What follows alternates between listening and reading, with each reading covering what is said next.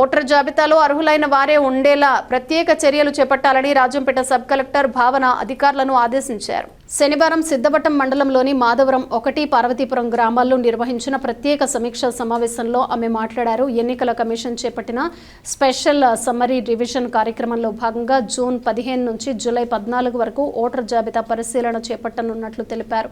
స్థానికంగా అర్హత కలిగిన ఓటర్లను మాత్రమే జాబితాలో నమోదు చేయాలని, వలస వెళ్లిన వారు లేదా ఇతర గ్రామాలకు చెందిన వారి పేర్లను నిబంధనల ప్రకారం తొలగించాలని అధికారులకు సూచించారు. అలాగే సిద్ధవటం మండలంలో ఓటర్ జాబితా పరిశీలన ప్రక్రియను 99% పూర్తి చేయాలని ఆదేశించారు.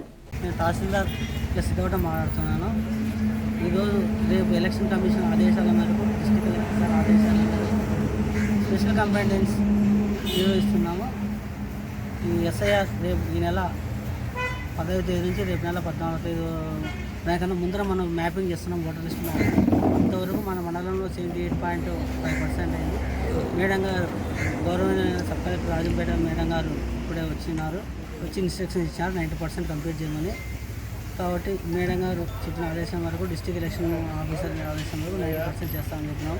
ఈ ఎస్ఐఆర్ ముఖ్య ఉద్దేశం ఏంటంటే ఇనెలిజిబుల్ ఓటర్ లిస్ట్ ఉండకూడదు, ఎలిజిబుల్ ఓటర్స్ మిగిలిపోకూడదు. ఇది ఎస్ఐఆర్ ముఖ్య ఉద్దేశం.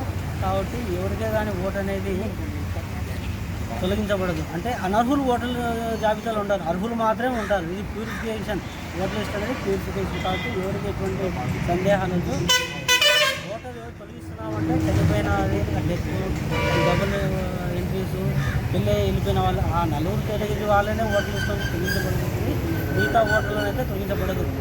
అర్హులైన 18 భారత పౌరుడై ఉండి 18 సంవత్సరాలు కంప్లీట్ అయిన ప్రతి ఒక్కరికి ఓటర్ జాబితాలో పేరు ఉంటాయి. అది ఎస్ఆర్ ముఖ్య ఉద్దేశం. ఎటువంటి అపోహాలకు. Thank you.